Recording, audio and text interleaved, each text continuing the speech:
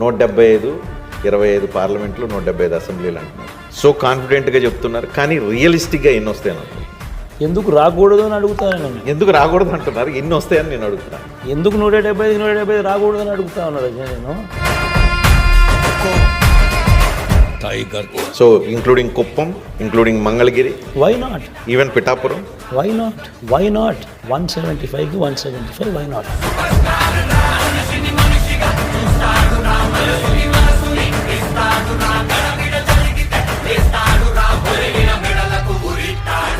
జగన్ ఉంటే వాళ్ళ పిల్లల చదువులు బాగుపడతాయి, జగన్ ఉంటే వాళ్ళ భవిష్యత్తు బాగుపడుతుంది, జగన్ ఉంటే లంచాల వివక్ష లేకుండా డీబీటీ పాలన జరుగుతుంది, జగన్ ఉంటేనే, జగన్ కొనసాగితేనే పథకాలన్నీ కూడా కొనసాగుతాయి. మరి ఇన్ని మంచి ఉన్నప్పుడు వై నాట్ 175?